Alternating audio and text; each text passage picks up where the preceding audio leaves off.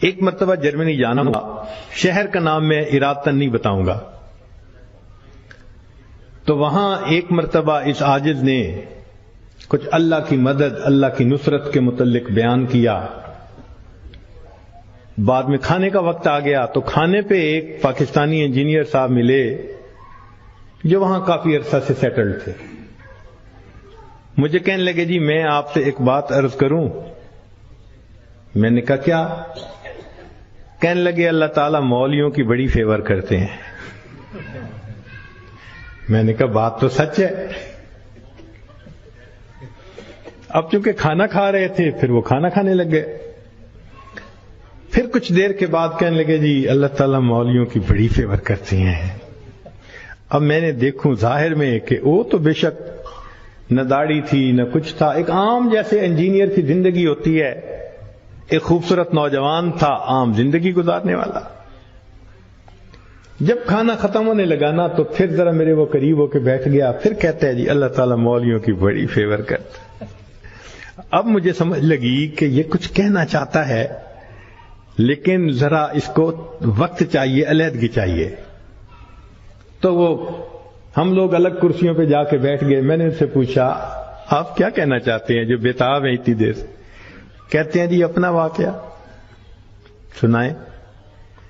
کہنے لگا جی میں نے لاہور سے انجینئرنگ کی، پھر یہاں ایک کمپنی میں میری نوکری لگی، بہترین نوکری، زبردست تنخواہ، اور میں انٹیلیجنٹ بھی بڑا۔ میں پچھلے اتنے سالوں سے اس کمپنی میں نوکری کر رہا۔ ہمارے دفتر میں یہاں کے ماحول کے مطابق مرد بھی انجینئر ہیں، لڑکیاں بھی انجینئر ہیں۔ تو ایک لڑکی انجینئر جرمنی کی، وہ ہماری کولیگ تھی، اتنی خوبصورت تھی کہ دیکھ کے بندہ سوچتا تھا کہ اللہ نے ایسی بھی مخلوق پیدا کی ہے، اور اس کے ساتھ ساتھ اتنی ذہین اور اتنے اچھے اخلاق والی کہ دفتر کے جتنے جوان لڑکے تھے ہر ایک وش کرتا تھا کہ میرے ساتھ اس کا تعلق جڑ جائے۔ جرمن بھی اسی کوشش میں لگے ہوئے تھے، دوسرے بھی کسی کوشش میں، مگر اس کی زندگی بڑی کلین نظر آتی تھی۔ وہ کام کی بات کرتی تھی، جو ذرا کام کی بات کے علاوہ کرتا تھا ایسا جواب دیتی تھی کہ اگلے کو جرت ہی نہیں ہوتی تھی بات کرنے کی۔ ہم لوگ دوپہر کے وقت چھٹی ہوتی تو پھر کھانا کھا لیتے تھے، کمرہ بنا ہوا تھا۔ ایک دن میں نے کھانا نہ کھایا، پھر دوسرے دن کھانا بھی نہ کھایا، تیسرے دن جب میں نے کھانا نہ کھایا تو اس نے مجھ سے پوچھ لیا کہ فلاں آج کل آپ دوپہر میں کھانا نہیں کھا رہے۔ میں نے کہا اس لیے کہ وہ میں مسلمان ہوں اور ہمارا رمضان المبارک شروع ہو گیا ہے اور میں فاسٹنگ کر رہا ہوں۔ اس نے کہا یہ کیا ہوتی ہے؟ تو میں نے بتایا روزہ کیا ہوتا ہے۔ اس کو تھوڑا انٹرسٹ فیل ہوا، کہنے لگا میرے لیے تو بہت ہی اچھا ٹاپک مل گیا۔ میں نے بھی کھول کھول کے بتایا فاسٹنگ کیا ہوتی ہے، اور اس کے انٹرسٹ کو دیکھ کے کہا اچھا میں باقی باتیں تمہیں کل بتاؤں گا۔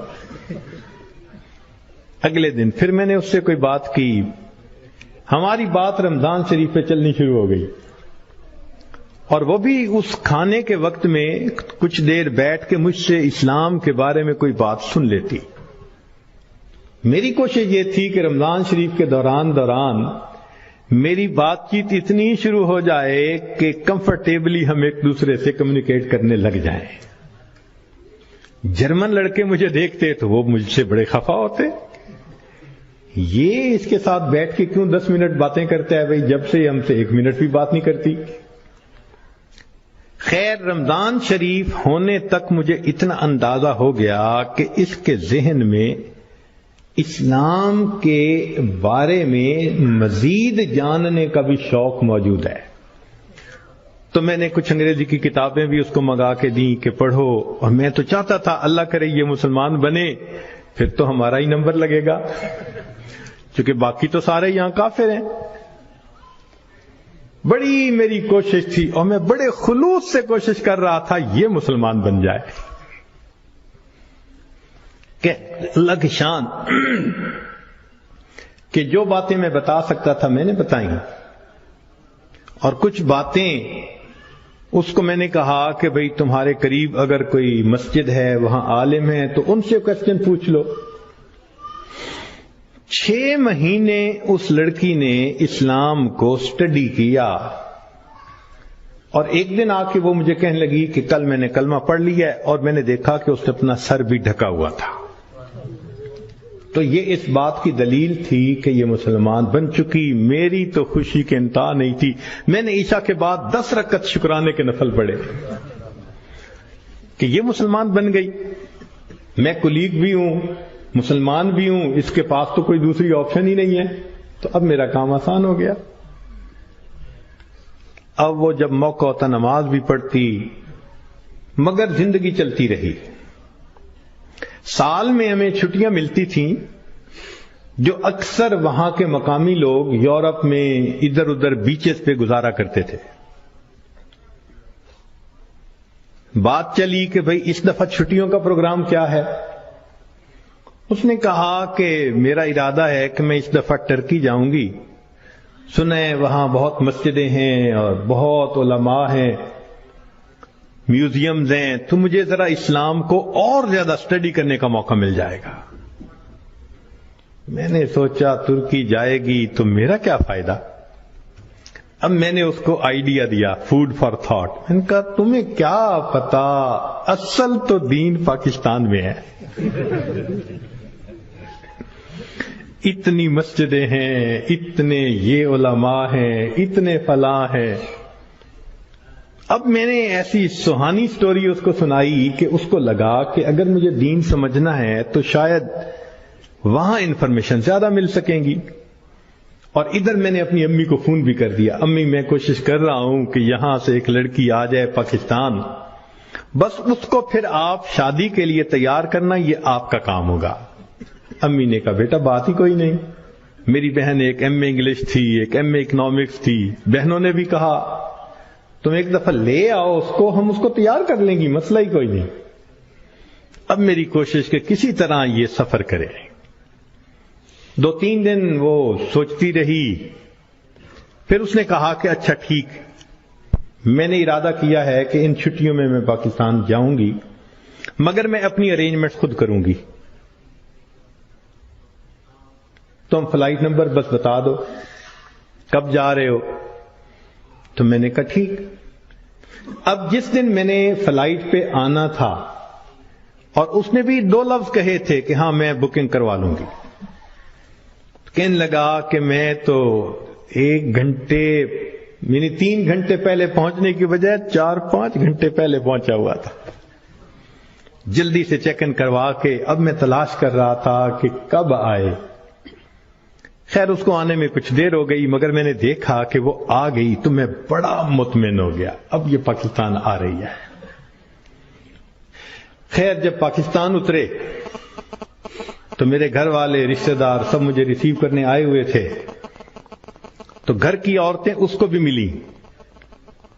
اس نے کہا کہ دیکھو میں نے ہوٹل کی بکنگ کروائی ہوئی ہے اور میں اس وقت تھکی ہوئی ہوں سفر کر کے، تو میں سیدھا ہوٹل میں جاؤں گی، اور کل جب میں کسی وقت فریش ہوں گی نا تو عورتوں کو کہا کہ تم ہوٹل آ جانا، میں تم سے ڈسکس کر لوں گی کہ مجھے کہاں کا انفارمیشن مل سکتی ہے۔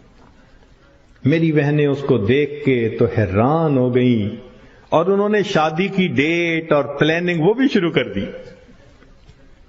اگلے دن میری امی گئی اور اس کو کہا کہ بھائی آپ ہوٹل میں کیوں رہتی ہو، ہمارے گھر میں آؤ۔ اس نے کہا میں ذرا یہاں کمفرٹیبل ہوں۔ امی نے کہا چلو کھانا کھانے ہی آ جاؤ۔ اس نے کہا ٹھیک، تو وہ ایک وقت کھانے کے لیے گھر امی کے ساتھ آ گئی۔ ہمارا گھر ڈیفنس کے اندر اتنا بڑا بہترین محل نما گھر تھا، اور بزنس تھا ہمارا کار ڈیلرشپ تھی۔ اب جو کار ڈیلر ہو وہ تو کروڑوں پتی ہوتا ہے۔ چھوٹا بھائی میرا مجھ سے بھی زیادہ خوبصورت نوجوان۔ خیر میری بہنوں نے بڑی کوشش کی کہ بھئی کسی طرح وہ ہاں کر دے کہ میرے ساتھ اس کی شادی پہ وہ راضی ہے، مگر وہ خاموش ہو جاتی، وہ ہاں نہیں کرتی تھی۔ پریشانی ہونے لگ گئی. دن گزر رہے ہیں اور ہاں نہیں کر رہی ہے. تو کہنے لگے کہ ایک دن جو ہے امی نے کہا کہ بیٹا اگر تم سے وہ راضی نہیں تو تمہارا چھوٹا بھائی بھی تو ہے, ہم اس کی آپشن دے دیتے ہیں. میں نے کہا ٹھیک ہے کوئی بات نہیں. امی نے چھوٹے بھائی کی آپشن دے دی. وہ سن کے پھر چپ ہو گئی. حتیٰ کہ آدھے سے زیادہ دن گزر گئے. فرض کرو 20 دن اس نے رہنا تھا تو 10-12 دن گزر گئے. اب امی کو ذرا فکر ہونے لگ گئی کہ یہ نہیں مانے گی. ہم پریشان بھی تھے. اللہ کی شان, ایک دن وہ امی کے ساتھ بیٹھی بات چیت کر رہی تھی. کچھ کہنے لگا میرے ایک چچا ہیں, تبلیغی بندے ہیں, سارا دن مسجد میں پڑے رہتے ہیں اور کام ہی کوئی نہیں ان کو.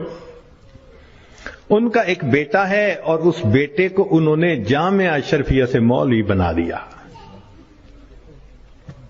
وہ چونکہ میرے امی کے قریبی رشتہ دار ہیں تو وہ نوجوان ہمارے گھر آیا امی کو کوئی چیز دینے کے لیے.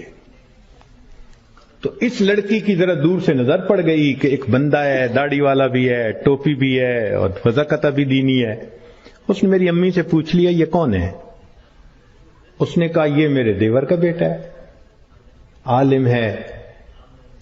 اس نے کہا اچھا میں نے جو کچھ مسئلے پوچھنے تھے وہ میں اس سے پوچھ سکتی ہوں؟ امی نے کہا ہاں.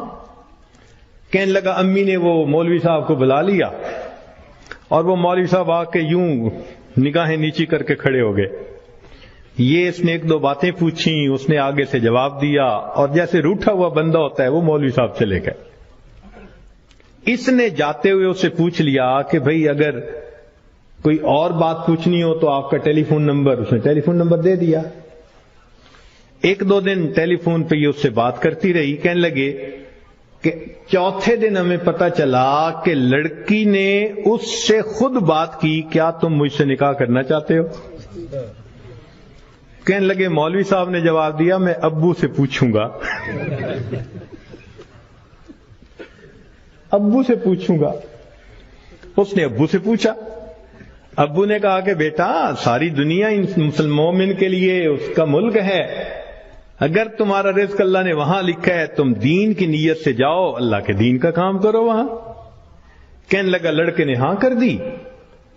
اگلے دن اس نے کیا کیا کہ وہ لڑکے نے اپنے 2-4 رشتہ داروں کو بلا لیا, سادگی کے ساتھ نکاح ہو گیا. لڑکی اس کو لے کے اسلام آباد ایمبیسی چلی گئی اور ایمبیسی میں اس نے اپنا سٹیٹس دکھایا, پورا دکھا کے کہا کہ میں آئی تھی چھٹیاں گزارنے, اس کے ساتھ میرا نکاح ہو گیا ہے, کاغذات ہوتے رہیں گے, میں نے ہے 4 دن میں واپس جانا, کیا آپ اس کا ملٹیپل ویزا لگا سکتے ہیں؟ کہنے لگے کونسلر کو اس کی پرسنالٹی, اس کی بات چیت, اس کی نوکری اتنی جسٹیفیکیشن نظر آئی, اس نے چھوٹتے ہی 5 سال کا ملٹیپل ویزا لگا دیا. کہنے لگا چھٹیاں ختم ہونی تھی, وہ لڑکی اپنے وہ جو مولوی صاحب خاوند تھے ان کے ساتھ چلی گئی. محنت میں نے کی, اللہ نے فیور مولوی کی کر دی.